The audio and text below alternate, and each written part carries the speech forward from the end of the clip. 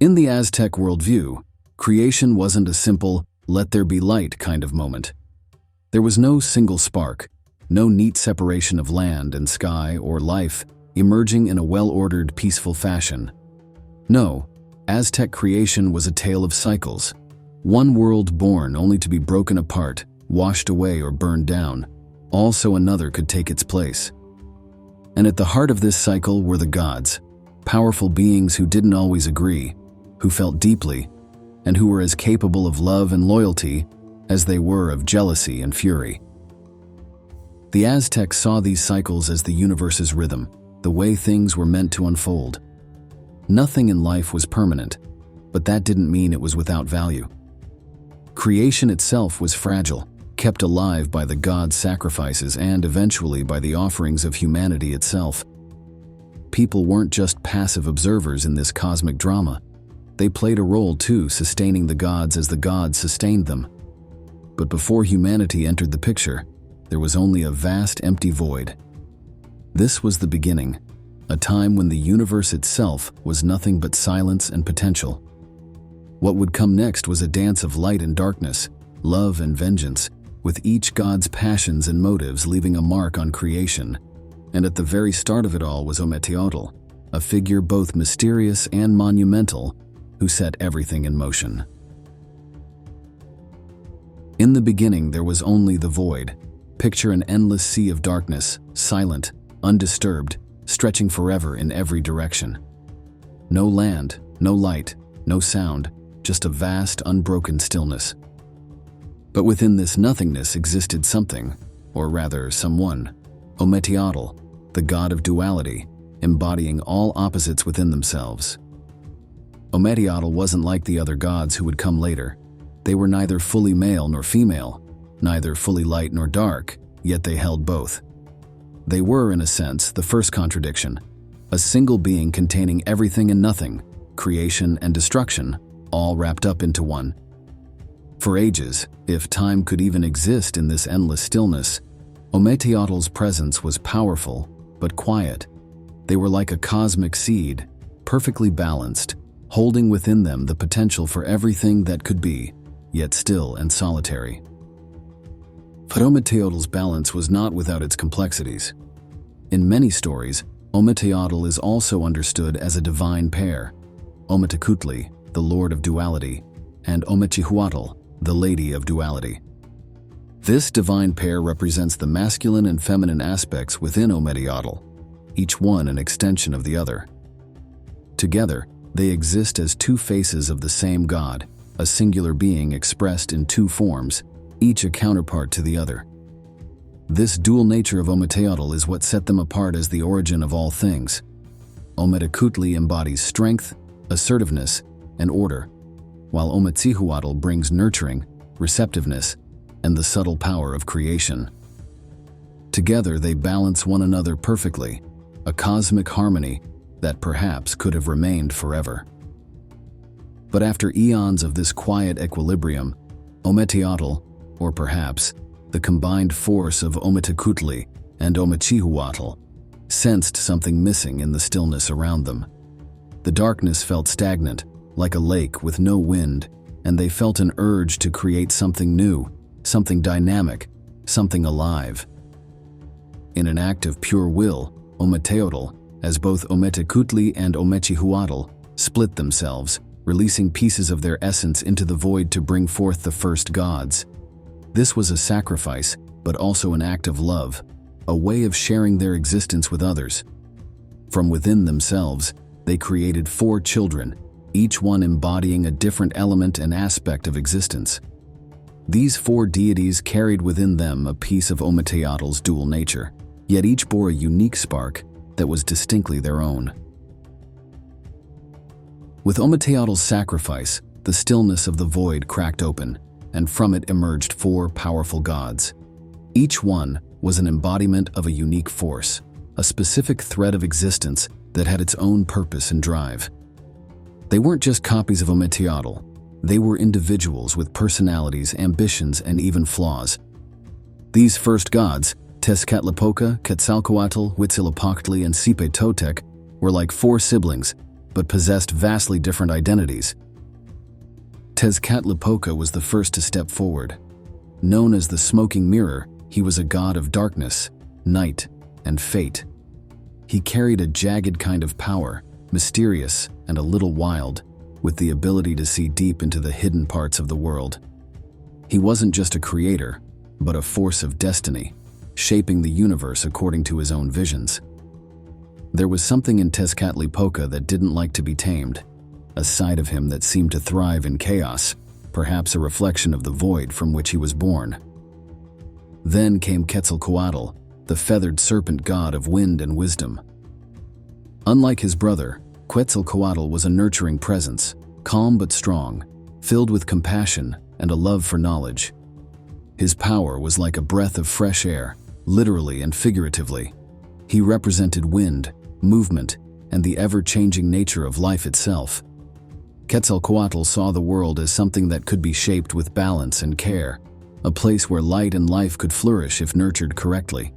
His wisdom would become a cornerstone of the worlds to come, even if his path wasn't always easy. Huitzilopochtli came next, fierce and radiant. He was the embodiment of the sun and war, a god who burned brightly and boldly. Huitzilopochtli was a warrior at heart, unyielding and courageous, with an intense drive to protect and conquer. In him was a fierce sense of purpose and loyalty, but also an undeniable fire that sometimes bordered on ruthlessness.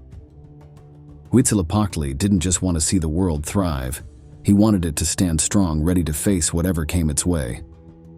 Finally, there was Ometeotl, the god of agriculture, rebirth, and the seasons. Ometeotl had a gentle but vital role. He was the god of renewal, the one who would shed his own skin to give life to the earth. His presence was a promise of transformation, a reminder that life would cycle, that death would make way for new growth.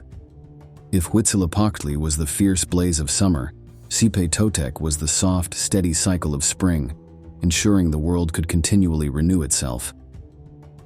As these four gods stood together in the void, they knew they had a task, a calling that went beyond just existing. They had been created to do something, to bring form and meaning to the empty universe around them. But agreeing on exactly how to do that? That was where things got complicated. Each god had a different vision for what this new world should look like, and none of them were willing to give up their ideas without a fight. So they did what gods often do. They argued, they schemed, and sometimes they fought. Yet despite their differences, they shared one common goal. They knew that light was the key. Darkness had ruled long enough, and they all sensed that creation couldn't truly begin until the void was filled with light. This decision set the stage for the creation of the Firth Sun, a world that would mark the beginning of the great cosmic cycle of life, death, and rebirth. After endless debating and fighting among the gods, it became clear, if they wanted to move forward, they needed light. But this light wasn't something they could just summon up. It would require a sacrifice, a piece of divine essence to set the world alight and break through the darkness that had ruled forever. And so Tezcatlipoca, the mysterious god of night and destiny, stepped up to take on the role of the Firth Sun. It's important to note that in the Aztec creation story, the sun refers to both the literal sun in the sky and the world, or era, that it represents. Each sun corresponds to a distinct age of the world, with its own creation, destruction, and set of living beings. So when they talk about the 5 suns, they mean 5 eras, each symbolized by a new sun. Now, Tezcatlipoca wasn't exactly an obvious choice. He was a creature of shadows and smoke, with a knack for the hidden and the chaotic. But maybe it was this unexpected decision that gave his act so much weight. With a single resolute gesture, Tezcatlipoca transformed himself, pouring his power into the heavens to become the first blazing sun. For the first time, light flooded the cosmos, revealing shapes and shadows where there had only been darkness. Under this light, a new world began to form, a wild, untamed place populated by giants. These giants were massive beings, towering above the earth and walking with a strength that matched their size. They roamed freely, living off the land, existing almost as extensions of the raw, unpolished world around them. For a time, it seemed that Tezcatlipoca's world, this first age of light, would thrive. But beneath the surface, tension was brewing. Quetzalcoatl, the feathered serpent, watched from below. To him, Tezcatlipoca's light was dim, tainted by shadows, a far cry from the radiant, balanced world he had imagined. Quetzalcoatl wanted a world filled with wisdom and gentleness, a creation where humans could flourish in harmony, not one ruled by giants who tore through the earth with brute force. So in a moment of defiance, Quetzalcoatl confronted Tezcatlipoca. Their clash wasn't one of words, but of raw power. Quetzalcoatl struck Tezcatlipoca, knocking him down from the sky, breaking his sun form and sending him plunging into the ocean. The light vanished, and in its place darkness crept back into the world. But Tezcatlipoca wasn't done yet. As he fell into the waters below, his spirit stirred something fierce and primal. Out of the darkness, he summoned jaguars, wild, deadly creatures with gleaming eyes and sharp claws. These jaguars unleashed a brutal force on the world, hunting down the giants and tearing them apart. It was a massacre, and just like that, the First Age came to a violent end, devoured in the jaws of Tezcatlipoca's revenge. The gods looked upon the ruins of the Firth Sun with a somber realization. Their first attempt at creation had been a lesson. Power without balance, strength without purpose, would only lead to destruction. Yet this was not the end. The void called for light again, and the gods knew they had to try once more. And so they prepared themselves for a new creation, a second sun that would hopefully succeed where the first had failed. After the destruction of the first world, the gods gathered once more, determined to learn from their mistakes. Tezcatlipoca's world had been one of brute force and shadow, a wild, untamed realm that ended in chaos. So this time, they sought to create a world of gentleness and wisdom, a world where life could flourish in peace. It was Quetzalcoatl who took the lead. As the god of wind, wisdom, and life itself, he had a vision of a world filled with balance, where nature and humanity could coexist in harmony. Quetzalcoatl stepped forward, embracing the role of the second sun. He transformed himself, his feathered, serpent-like form shining brilliantly as he rose into the sky, casting a gentle, radiant light over a new earth. Under Quetzalcoatl's sun, life blossomed in ways it hadn't before. Humans appeared, no longer giants but beings of a more modest, graceful form. They lived off the land, moving with care and reverence. The winds were soft, the air filled with the whisper of leaves and the rustling of nature. It was, by all accounts, a world of peace, a vision of what Quetzalcoatl had always hoped creation could be. But just as the First Age had its dangers, the second was far from secure. Tezcatlipoca had watched as Quetzalcoatl took over, and a resentment simmered within him. To Tezcatlipoca, this second sun was weak, too fragile and idealistic. He saw Quetzalcoatl's world as vulnerable, a creation that would never withstand the unpredictable forces of the universe. And so, in a fit of envy and frustration, Tezcatlipoca struck once again. This time Tezcatlipoca called upon the winds, not the soft breezes Quetzalcoatl loved, but furious, howling hurricanes that tore through the world with unrelenting force. The gentle humans that Quetzalcoatl had cherished were thrown into chaos, clinging desperately to trees, hills, anything to keep from being swept away. The wind's fury was so fierce that it didn't just ravage the land. It transformed the people themselves. They were twisted and changed, their bodies reshaped by the storm into new forms. By the end, what had been humans were now monkeys, clutching the trees with nimble fingers, forever bound to the forests. Quetzalcoatl's heart ached to see his world fall apart. His people turned into something so far removed from what he had intended. But there was nothing he could do. The hurricane had left the world in ruins, and the second sun had fallen, its light extinguished by Tezcatlipoca's wrath. The gods gathered once more, mourning the loss of yet another world. They had tried strength with Tezcatlipoca and gentleness with Quetzalcoatl, but both had ended in disaster. Yet they knew they had to continue to try again. This time, perhaps, a new kind of world, with different gods at the helm, would be the answer. And so they turned to another powerful deity, hoping that with the right balance, the third time might just be the charm. Hey everyone, just a quick intermission here. I wanted to say thank you for watching this video. It really means a lot to me. Did you know that over 80% of you who are watching right now aren't subscribed to the channel? If you've enjoyed this content so far, it would be incredible if you could hit that subscribe button. It's a small gesture, but it really helps the channel grow and ensures that you won't miss any more of our fascinating stories we explore together. Also, if you're feeling generous, please give this video a thumbs up, leave a comment, and share with anyone else who may enjoy it. Your support really does make a difference and keeps the content coming.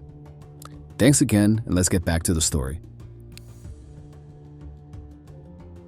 With the failure of the first two suns, the gods were beginning to understand just how tricky creation really was. Strength alone had led to destruction, and gentleness, though beautiful, had proven too fragile.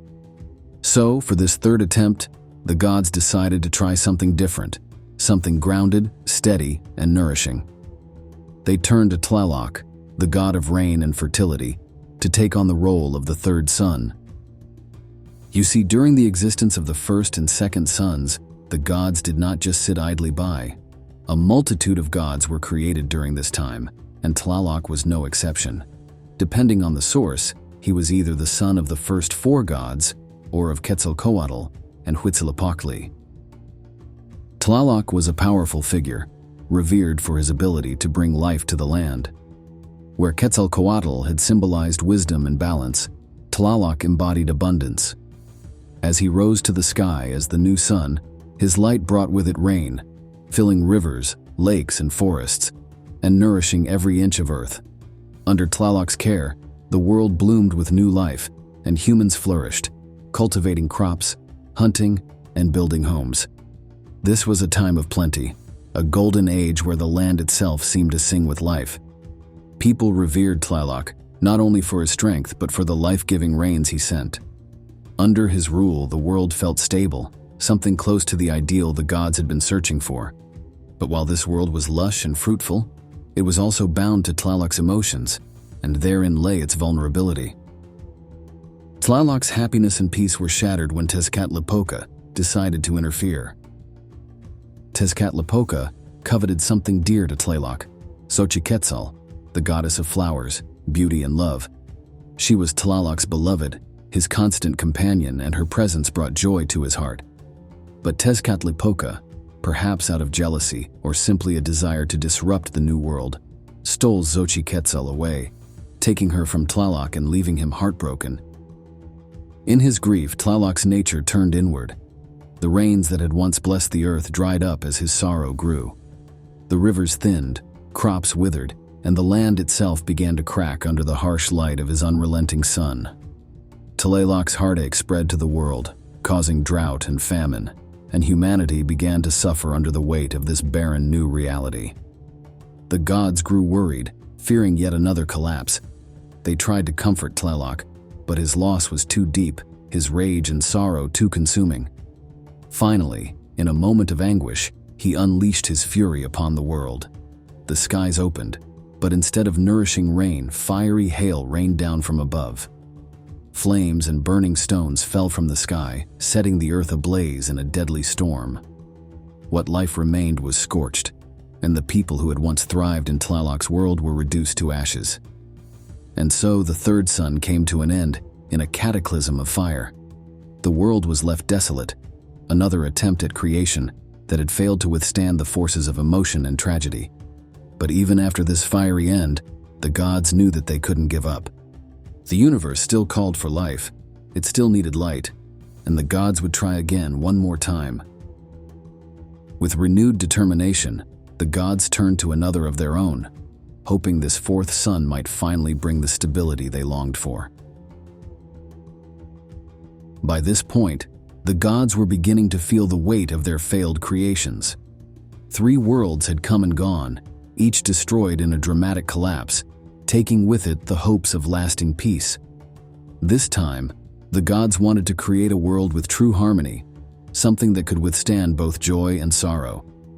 They turned to Chalkutliku, goddess of rivers, lakes, and flowing waters, who was known for her nurturing spirit and compassion. Chalkutliku was not only a powerful goddess, but also the sister of Tlaloc, the previous sun. Her presence brought calm, a soothing energy that mirrored the gentle flow of rivers. When she took her place in the sky as the fourth sun, her light was different, soft, warm, and life-giving.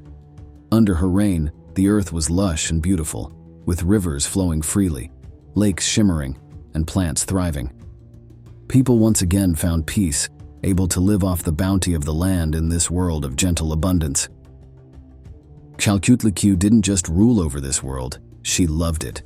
Her heart poured out for the people she watched over, her care filling every stream and lake, every drop of rain. It was a world built on compassion, a true sanctuary.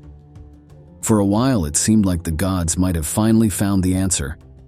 A world that could survive without the extremes of power, ambition, or sorrow that had torn the previous worlds apart.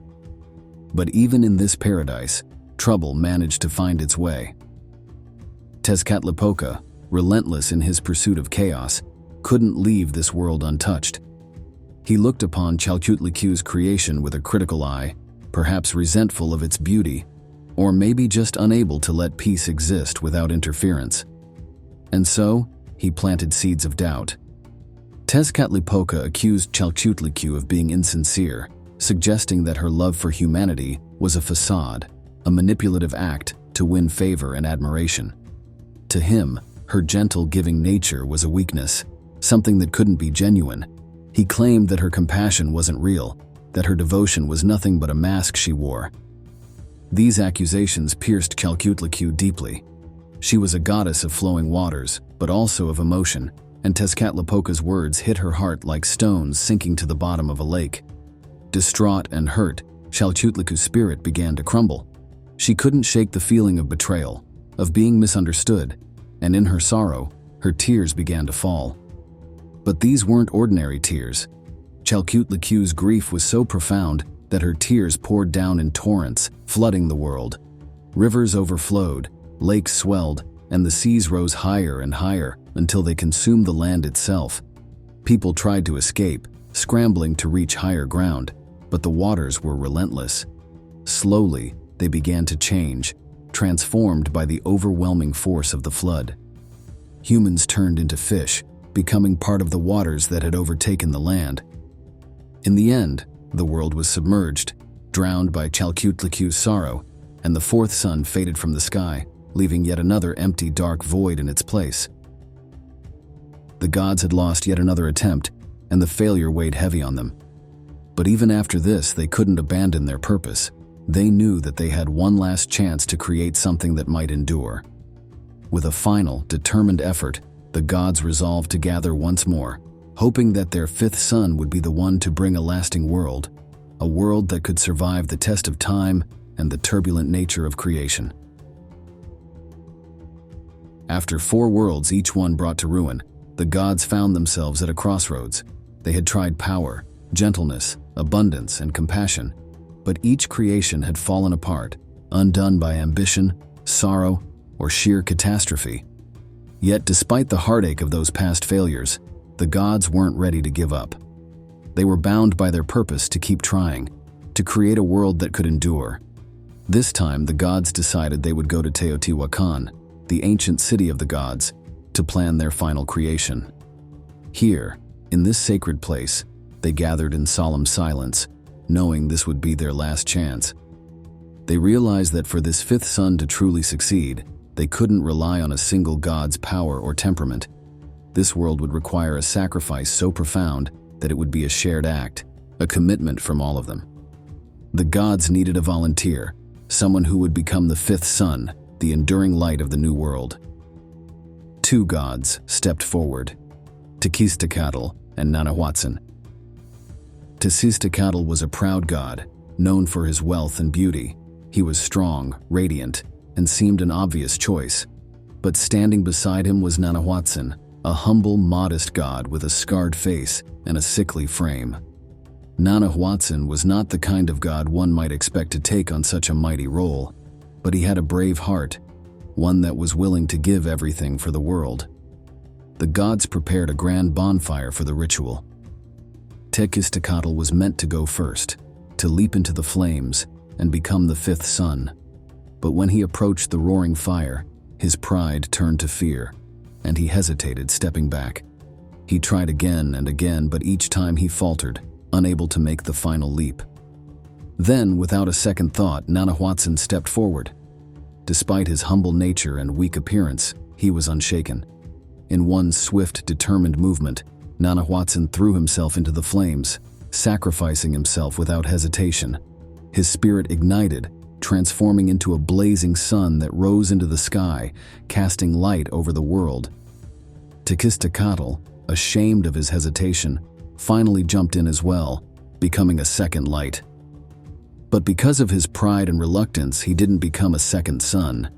Instead, he became the moon, reflecting the light of Ometeotl. As Ometeotl's light illuminated the new world, the gods realized that even this act of self-sacrifice wasn't enough. The sun rose, but it remained still, hanging motionless in the sky. For it to move, to follow its path across the heavens, more would be required. The gods understood that they too would need to make a sacrifice. One by one, each god offered a piece of their own divine essence, their life force, to set the fifth sun in motion. With these sacrifices, the sun began to move, breathing life into the new world below. This was the fifth creation, a world built not on the strength or sorrow of any one god, but on the shared sacrifice of them all. In the world of the fifth sun, life as we know it finally took shape. Humans walked the earth, cultivated fields, built communities, and told stories by the light of Ometeotl's sacrifice, the sun that rose and set across the sky. This was the world the gods had fought for, a world that had come into being through countless attempts, failures, and finally, their own life essence. But this world was, by design, different from those that had come before. It wasn't just another cycle of light and darkness, it was a world woven together with both divine and human threads. For the Aztecs, living under the fifth sun was a gift, but also a responsibility. The gods had sacrificed for them, creating a world that could only survive if humans, too, took on their own role as keepers of balance. This wasn't a world of passive existence, but one of active devotion and respect. The gods had given life with the understanding that humans would help sustain it, a kind of cosmic partnership that bound gods and mortals together. To honor the gods and ensure the sun continued its journey across the sky, humans offered sacrifices of their own, a practice the Aztecs saw as essential to survival itself. Sacrifice in this world wasn't a punishment or an obligation, but a sacred act. Every drop of blood shed was seen as a gift back to the gods, a reminder of their sacrifice and a way of keeping the cosmic balance in check. The Aztecs believed that by offering their devotion, by giving back a piece of themselves, they could keep the sun moving, could stave off the earthquakes and cataclysms that might end the world. Every ritual, every festival, every offering was a link in a chain that bound humanity to the divine. Through their reverence, the people ensured that the world kept spinning, that the rivers kept flowing, that the fields stayed fertile, and that the sky remained bright. They knew that, just as the gods had fought and sacrificed for their survival, they too had a role to play. But they also understood that this world wasn't immortal. The prophecy was clear: the fifth sun would not last forever. Someday, in a distant future, it was said that the world would meet its end in a series of earthquakes, shaking the very fabric of creation and pulling it back into the darkness. This would be the end of all cycles, the final collapse that would bring everything full circle.